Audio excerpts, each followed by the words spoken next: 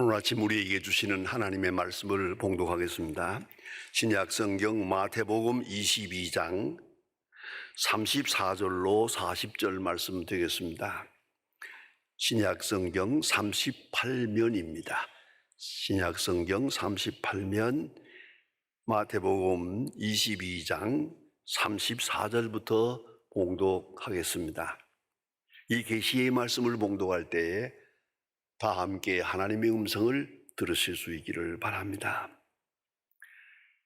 예수께서 사두개인들로 대답할 수 없게 하셨다 함을 바리새인들이 듣고 모였는데, 그중 한 율법사가 예수를 시험하여 묻되, 선생님, 율법 중에 어느 계명이 크니이까?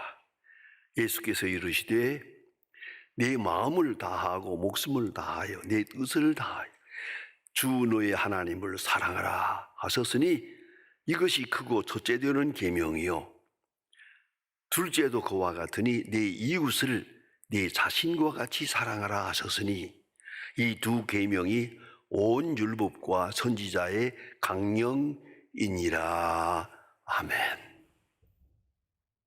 중국에 가서 역사하던 선교사의 아들로 태어나서 미국에 가서 공부를 하고 박사가 되고 교수가 되고 그러면서 엉뚱하게 무신론자가 됩니다. 그 임의당이라고 하는 유명한 철학자가 있습니다. 속생활의 발견이라고 하는 책을 여러 권 썼는데 제가 그걸 대체로 다 한번 읽어보았습니다. 그런데 철저하게 무신론자입니다. 그렇게 40년을 살았습니다. 무신론을 전파하면서. 그러다가 40년 후에 노년에 그가 생각을 바꿉니다. 그리고 돌아와서 그가 간증을 했는데 그것이 타임지에 한번 크게 실렸던 일이 있습니다. 주제는 간단합니다. 하나님 없이 산 40년, 그것은 마치 어머니를 잃어버린 고아와 같은 것이었다. 나는 고아의 생활에서 다시 아버지 품으로 돌아온다. 그런 간증을 읽을 수 있었습니다. 여러분, 이 세상의 가장 큰 문제가 뭡니까? 경제, 정치, 문화, 사회 다 복잡합니다. 그러나 오늘 좀 더 실존적으로 생각해 보세요. 가장 중요한 것은 고독입니다. 내가 혼자라는 겁니다. 이 고독이라고 하는 이 무서운 병을 이길 수가 없습니다. 사랑하는 자와 마주 앉아 있어도 고독합니다. 자녀들과 함께 둘러앉아 있어도 고독합니다. 복잡한 거리에 나가서 그 많은 사람에게 시달리고 있는 것 같으나 내 심령은 고독합니다. 왜요? 이건 위로할 길이 없습니다. 내 절대적인 고독, 이것이 문제입니다. 이것은 하나님을 찾기 전에는 절대로 피할 수 없습니다. 그래, 유명한 어거스틴은 말합니다. 우리가 하나님을 발견하기까지는, 하나님의 사랑을 발견하기 전에는 우리는 어떤 일로도 이 절망과 고독에서 헤어날 수가 없다. 이걸 잊지 말아야 합니다. 물질로, 형제로, 친구로, 사업으로, 어떤 것으로도 내 이 절대적인 고독, 이 실존적 고독을 떠날 길이 없다는 걸 잊지 말아야 합니다. 현대에 있어서 제가 숫자를 말하고 싶지 않습니다. 너무 많은 사람들이 절망하고 자살합니다. 엄청나게 자살합니다. 자, 이렇게 많은 사람들 끔찍하게 자살을 하는 그 이유가 뭐냐? 고독입니다. 절망하기, 나와 함께 하는 자가 없다.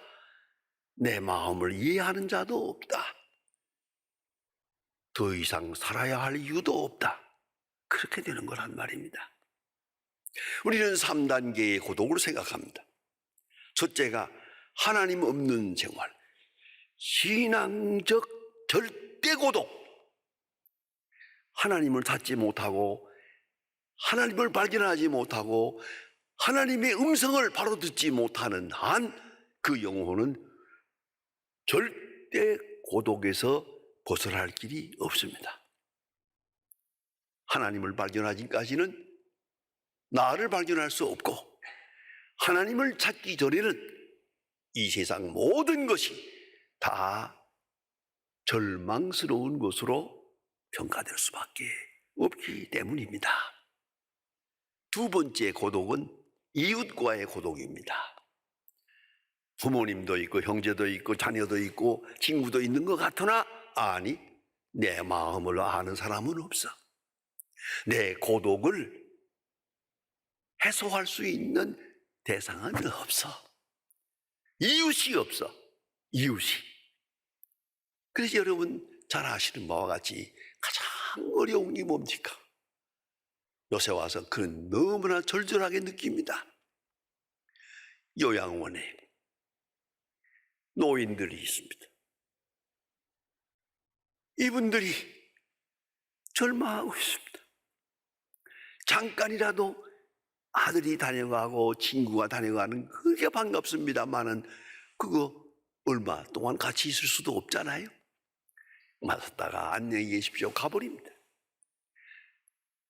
그 절망적인, 어찌면 소망도 없는 여기에서 그 요양원 생활을 하고 임종을 기다리는 이 절대적 고독, 이걸 누가 위로할 수 있겠습니까? 누가 위로합니까? 이제 명예도 돈도 자식도 다 소용없습니다. 내가 가진 이 절대적인 고독. 그러니까 참 이웃을 만나지 못한 거죠. 참 이웃이 되지 못한 고독. 이런 윤리적 고독이 있습니다. 세 번째는 나 자신에 대한 것입니다. 자신을 상실합니다. 누가 뭐래도 상관없습니다. 누가 위로하든 말하든 그게 중요하지 않습니다. 실존적인 나 자신에 대한, 지난 날을 돌아볼 때도 그렇고 앞을 생각해 보아도 그렇고 현재를, 이 고독이라고 하는 실존, 여기서 벗어나지 못한다는 말입니다. 오늘 성경 말씀에 보면 예수님께서 제자들에게 하신 말씀입니다. 바리새인 교인들에게 한 말입니다. 하나님을 사랑하라. 그리고 이웃을 사랑하라. 이웃을 내 몸과 같이 사랑하라. 그리하면 살리라. 어찌 생각하면 굉장히 윤리적인 말씀같이 보지만 아니옵시다. 이를 행하라. 그리하면 살리라. 이를 행하고 나아갈 때 비로소 이웃을 발견하고 하나님을 발견할 수가 있기 때문입니다. 그때 예수님에게 물어보았습니다. 이웃을 내 몸과 같이 사랑하라. 그러면 살리라. 말씀하시니까 대답 물어봅니다. 예수님, 누가 내 이웃입니까? 내가 사랑해야 될 이웃이 누굽니까? 라고 물습니다. 그때 예수님께서 여러분 잘 아시는 선한 사마리아 사람의 비유를 말씀하십니다.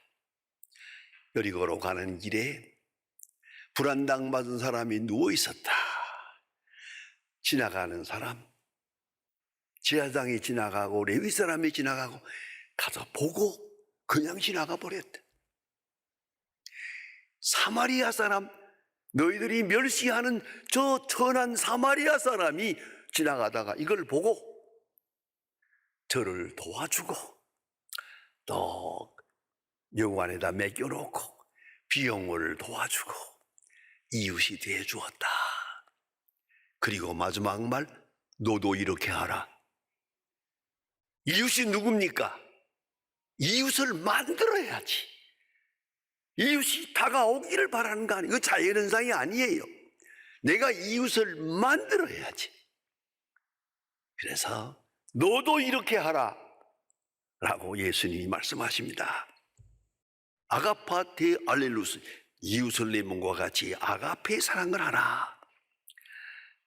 참 중요한 말씀입니다. 잘 생각해 봅시다.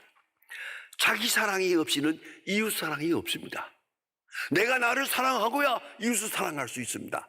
가끔 우리의 마음을 어지럽히는 그런 사건이 신문에 날 때가 있습니다. 어머니가 남편에게 배신당하고 고생하다가 마지막에 그 아이들 몇을 데리고 동반자살을 하는 거 볼 수 있잖아요. 그건 뭘 말하는 겁니까? 내가 나를 사랑하지 않으면 자식도 사랑하지 않아요.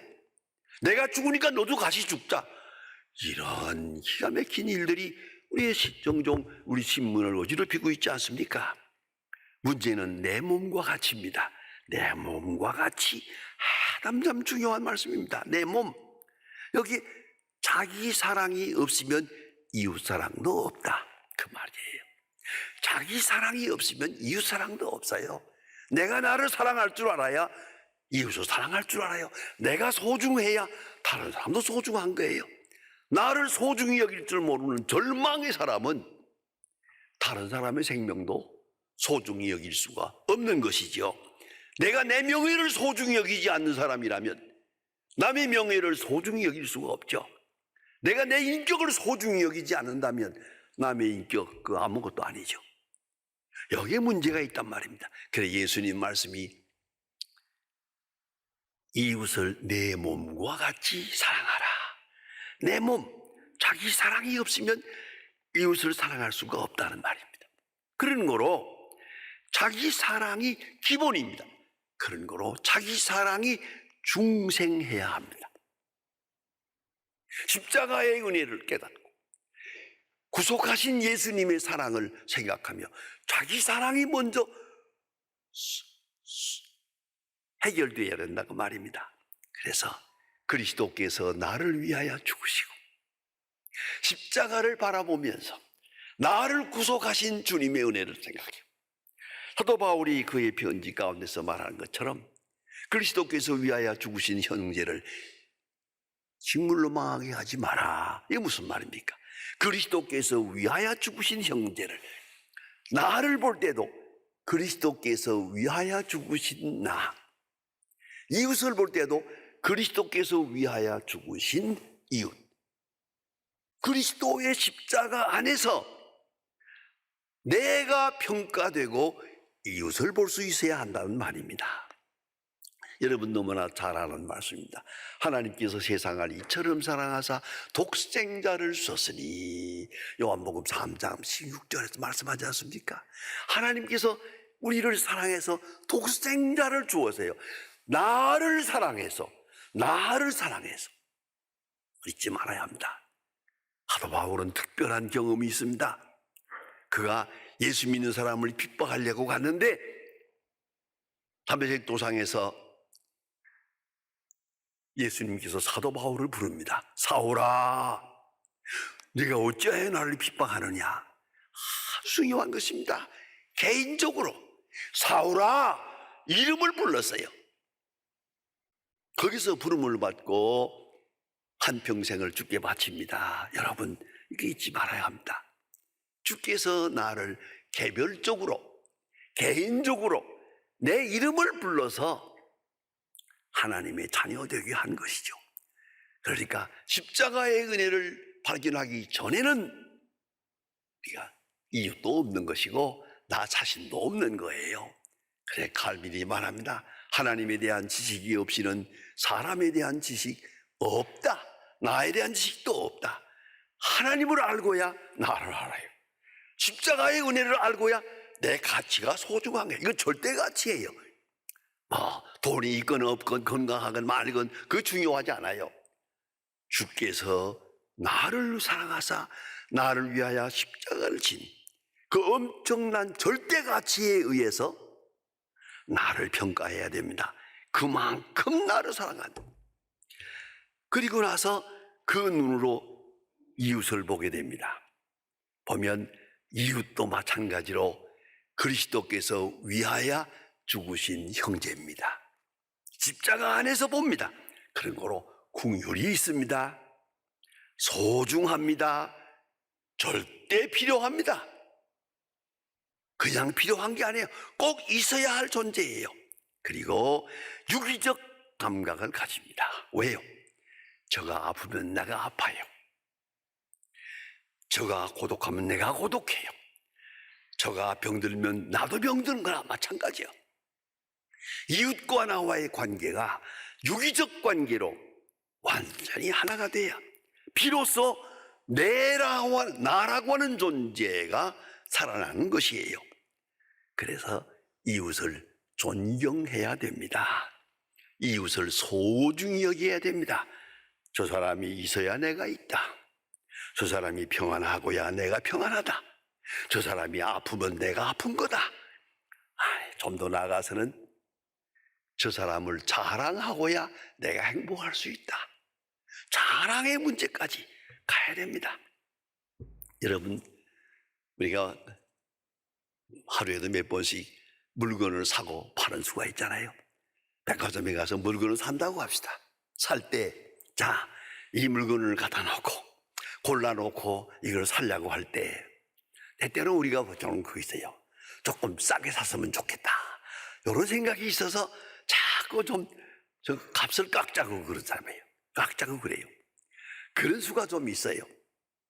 그런데 가만히 생각해 보세요. 나는 물건을 사는 사람이요. 사는 사람이 행복해야 됩니다. 그러기 위해서는 파는 사람이 행복해야 합니다. 파는 사람이 오늘 참 좋은 손님을 만났다. 좋은 손님을 만나서 기분 좋게 물건을 팔았다. 그 마음 가질 수 있을 때 내가 행복하지. 내가 억울하게 깎고 해가지고 마지막에 싸게 이름을 때려 싸가지고 사가지고 나온다고 합시다. 저 사람은 아마 그럴 거예요. 그 주인은 오늘 재수 옴 같다. 제 못된 사람 만나서 내가 안 팔 수도 없고 팔기는 팔아야 갖고 해서 이 싸움을 벌이. 오늘 재수 없는 날이다. 그렇잖아요. 그러면 당신이 행복해요? 여러분, 물건을 사세요. 파는 사람의 마음을 행복하게 하고야 사는 당신이 행복할 수 있어요. 이게 이웃사랑이요. 그런가 하면 잠깐으로 식당에 가서 음식을 먹어도 음식을 파는 사람도 행복하고 음식을 먹는 사람도 행복해야지. 한 사람은 행복하고 한 사람은 눈물을 흘릴 수 있나요? 그런 거 아니에요. 알고 보면 전부가 이웃관계에 있어요. 죄송하지만 잘생겼건 못생겼건 당신의 집에 있는 마누라가 행복해야 당신이 행복해요. 마누라에게 눈물을 흘리게 하고 당신이 행복할 수 있어요? 이건 있을 수가 없는 거예요. 그러니까 아내를 기쁘게 하고야 내가 기쁘게 하죠. 그래서 나쁘게 말하면 그래요. 내가 기쁘기 위해서라도 아내를 기쁘게 해야지.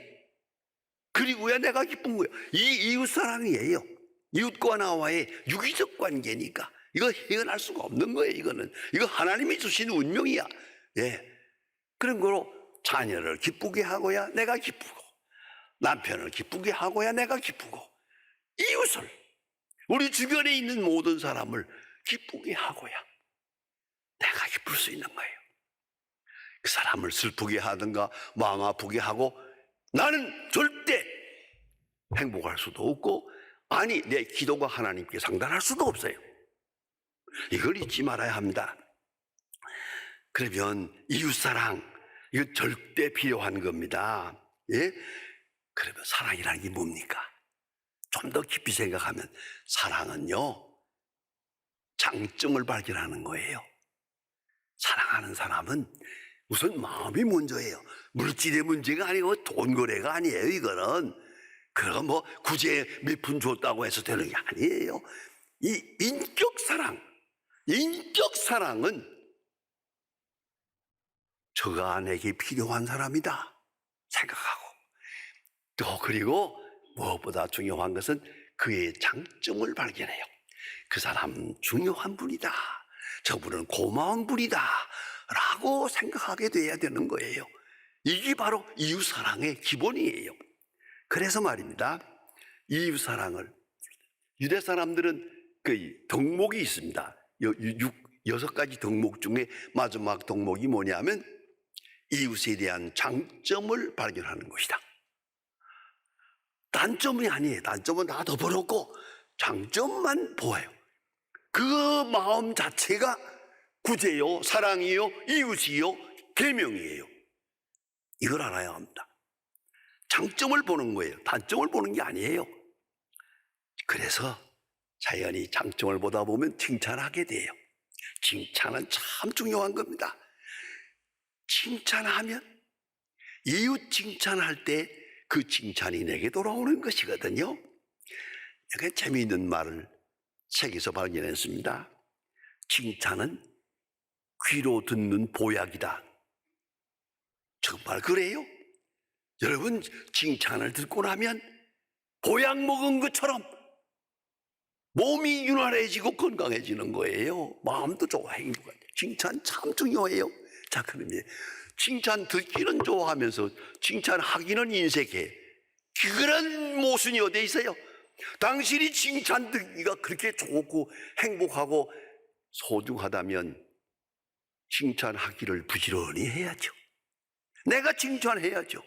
칭찬을 심어야지요. 그래 칭찬이 돌아오는 거 아니겠어요?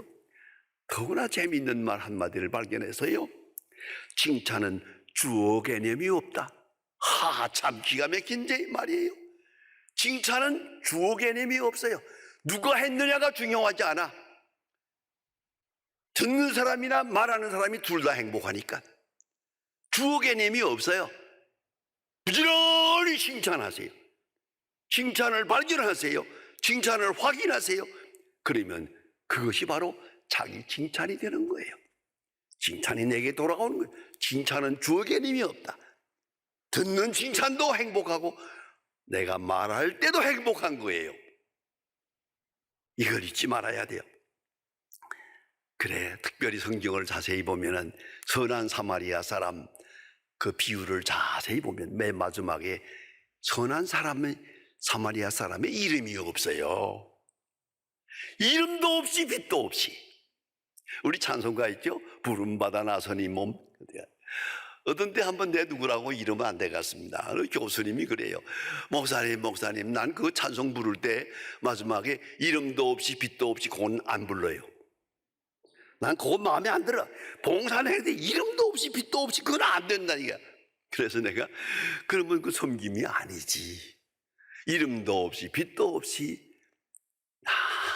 그저 깨끗하게, 아주 깨끗하게 섬기는, 거기에 칭찬이 있는 거지. 조건이 있고 무슨 실권이 있고 이렇게 되면 칭찬이 없어요. 그건 행복도 없는 거예요. 이걸 잊지 말아야 합니다. 성도 여러분, 왜 우리가 고독하십니까? 하나님을 바로 발견하지 못했기 때문이고. 왜 고독하십니까? 이웃을 저버렸기 때문이에요. 이웃은 우리 앞에 있어요. 항상 있어요. 근데 이웃을 내가 스스로 포기했어요. 저버렸어요. 배신했어요. 그런 거로 자기 사랑이 증발한 거예요. 이웃이 없어지는 순간 내가 없어졌어요. 그래 절망하는 거예요. 여러분, 정말로 마음을 열어서 이웃 사랑을 펴고 보면은 우리가 도와야 할 사람 많습니다. 얼마든지. 가서 작지만은 그 봉사함 얼마나 아름다운 일입니까? 우리 소망교회 장로님 가운데 한 사람 있어요. 신장로님이라고 한평생 의사로서 환자를 돌보았습니다만은 식구가 많아요. 그런데도 불구하고 은퇴할 때 집에 가지 않고 양로원에 가서 방 하나 얻어가지고 무료로 그 노인들에게 봉사하는 거예요. 그래, 어째서 그런 좋은 생각을 했냐 하고 물었더니 이것이 제일 행복하니까요. 나를 필요로 하는 사람을 붙들고 치료하고 위로할 때 내가 행복하니까요. 그런 말을 하고 식구가 많은데도 불구하고 그 양로원에서 살다가 양로원에서 죽었어요. 여러분, 이게 이웃사랑의 방법이에요. 이웃이 입구에 내가 있으니까, 이웃사랑이 살아날 때 내가 살아나니까, 거기에 그리스도가 계시고, 유명한 테레사 수녀를 여러분이 아십니다. 그런 요양원에서 많은 죽어가는 사람들을 돌보았습니다. 한평생 그렇게 살다가 갔습니다. 그의 책 가운데 딱 한마디 제가 기억하고 있습니다. 나는 환자를 대할 때마다 거기서 그리스도를 만납니다.